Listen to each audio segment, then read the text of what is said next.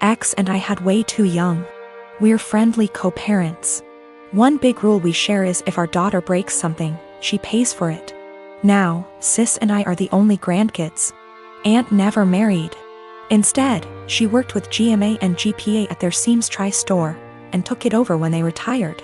Sis's girlfriend proposed last year. GPA offered to make FSIL a custom suit, which she was over the moon about. GMA had me ask Sis what her dream dress was and record the convo.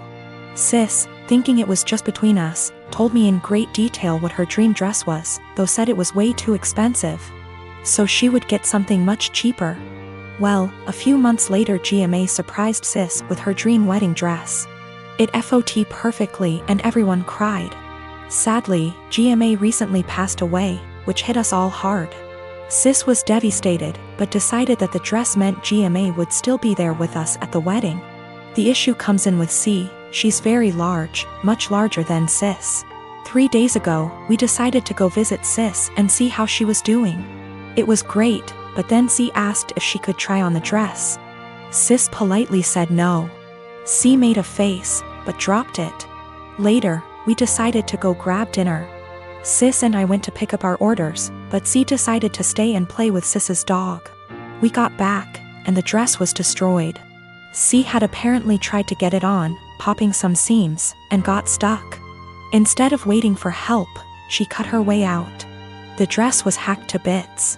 Sis was devastated and asked us to leave. I grounded C and called Aunt with some pictures, asking if it could be saved. She said there was no. She said she'd make a new one, but it wasn't the same. Then she dropped the bomb on me. GMA had hand-sewed most of the dress, used super expensive fabric, and put almost 500 hours in making that dress. Since it was the only family wedding we'd have. In total, the dress cost $12,000, give or take. C has about $15,000 saved from various jobs, as well as winning writing competitions. This was supposed to help her in college. I took her to the bank and set in motion transferring all the funds, since as her parent I still have control over it. $12,000 to Aunt to pay for the new dress.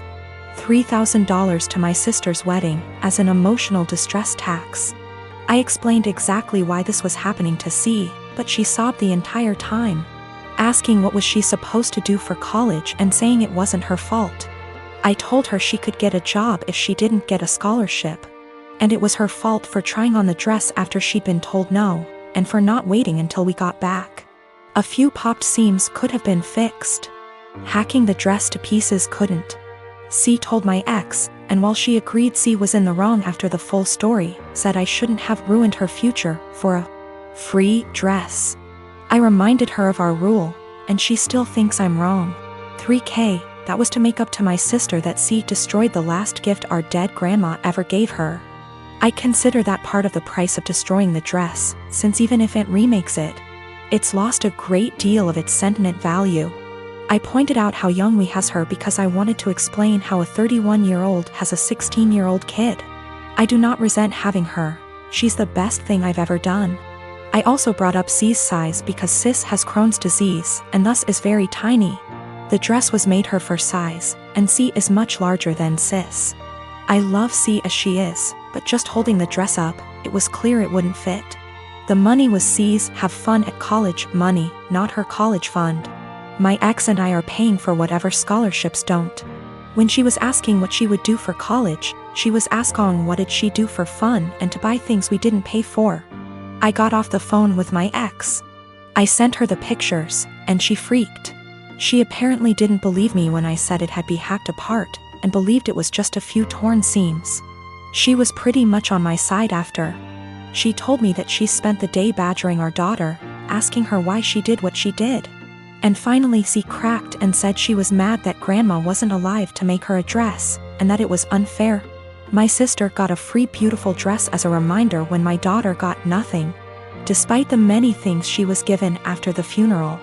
She tried it on, took it off when the seams popped, and then in anger hacked it apart. If she couldn't have a dress from grandma, no one could. Her own words. Honestly, knowing she did it on purpose has just made things worse. The fact that she could be so I am a 35 years old female, been with my fiance for 3 years. We both work and we both share rent and other expenses. But my fiance is currently looking for a new job. He lost his old job 3 months ago.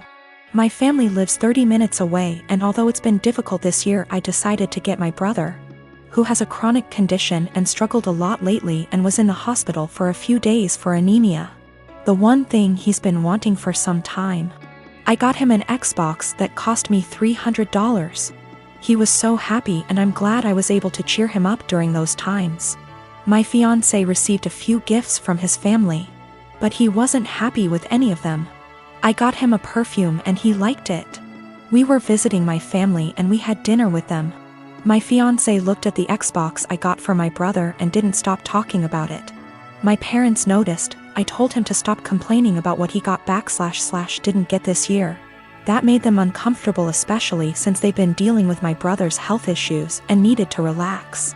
We got home and my fiance took something from the closet and left for about an hour. I was asleep when he came back.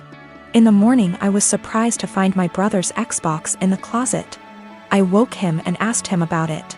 Turned out he dropped me off, drove back to my family's house, and exchanged the gift his aunt gave him, a $14 fancy pen, with my brother's Xbox. He said that my brother was happy to exchange gifts. I was so mad. I told him this wasn't for him, and he basically took something that is not his. Not to mention a pen for an Xbox. That's ridiculous. He told me that maybe I shouldn't have spent $300 while trying to pay for rent. I told him as long as I can pay rent, that's not a problem, and that he needs to find a job if he thinks my money isn't enough. I called my mom and I found out that they didn't actually exchange gifts. My fiance pressured my brother into giving him his Xbox. I was livid and so mad. I told him to take the Xbox back to my brother, but he said it was between him and my brother, but I insisted. He refused, so I ended up taking it myself. My fiance argued when I took it and said that I was pressuring him and treating him poorly and have no respect for his feelings. I told him he was wrong to make my brother give him his gift and causing him stress and ruining his joy. I apologized to my brother and my parents, and I felt awful because of how my fiance behaved. My fiance isn't talking to me, saying that I have no consideration for his feelings and not understanding how he feels, not having money to buy himself the things he likes. I'm surprised because he has never done anything like this before. I get that he's struggling with finding a job, but this is not an excuse. I've been with my fiance for 3 years, 8 months engaged. We've had our ups and downs, but for the most part things have been pretty great, until she moved in 6 months ago. We've been combining our lifestyles and finances, basically easing into merging our lives together. The problem is she's a people pleaser, in her own words. She's been in therapy for 6 years, and I guess I never knew how bad it was until moving in with her. A lot of which she's hidden from me. She recently was promoted into accounts payable at her company and realized she is the lowest paid person on payroll. She didn't negotiate a good starting wage, and has never asked for a raise, or had one, despite multiple promotions. She inherited a car a few months ago and sold it. She had offers online from $18,000 to $25,000, but sold it to the first person who showed up for $10,000. She caught someone stealing her bike at college. The woman stealing the bike managed to convince my fiance that it was actually her bike, and my fiance just let her take it, despite the fact that she caught the woman cutting her bike lock. Last spring was my 30th birthday and she ordered a giant chocolate cake for the party. The cake normally comes with nuts, but given my allergy for nuts, she ordered it without them. Well, when she went to pick it up and it had nuts on it, she just paid for it and brought it home. I couldn't even be in the same room as the cake. Which brings us to tomorrow. My father recently passed away and I need to fly to the other end of the country to get things sorted out with family, attend the funeral, etc. Meanwhile, we recently had a pipe burst in our home, and the contractors will be out tomorrow to fix it. My flight's at 6 a.m. and my fiance will have to handle it, including all the negotiations, because we don't know the extent of the damages. I've been giving it a lot of thought and I just don't trust my fiance to handle it. And if I can't trust or rely on her to do something like this, how can we really be life partners? I mean, I trust that she is always looking out for me and has my best interest at heart, but I can't trust her to get things done. We've talked about it a few times before, but it's been unproductive. She's convinced she's just being nice and doesn't like confrontation, then brings up examples of extremely confrontational people. I think she puts her aversion to conflict above her / our long-term goals, and she needs to find a happy medium. She doesn't understand how negatively this is impacting her life. But at the same time, we've had some amazing years together and she really is a great person. We're compatible in almost every other way. I am a 17-year-old female, and I still live with my mom, my stepdad, and my 2 half-siblings, 5 and 7 year. My dad died when I was 5, driving me to the hospital. Mom didn't want to pay for an ambulance. He died in the crash and my leg and spine got busted up in a way that has left me needing a cane pretty much ever since. My stepdad's always been a little distant with me. He likes to make jokes about how I'm an early blooming black widow. I think he gets that from my mom, who blames me for my dad's death. I do too, it is my fault after all, so I don't push back on it.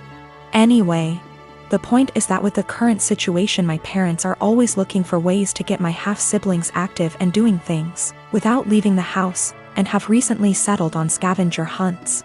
I have no problem with this honestly. I wish they'd stop hiding stuff in my underwear drawer, but it's a 5-year-old and a 7-year-old, so that's not the worst. My problem though is that they keep taking my cane when I'm not looking. I tend to get lost in my homework and my writing hobby and zone out. And having it be one of the items that my half-siblings have to find. When I complain to my stepdad, he's a SAHD, so is usually the one running these things. He scolds me for being selfish and points out that my swivel chair has wheels if I need the bathroom and that they always get it to me before I have to go downstairs for dinner.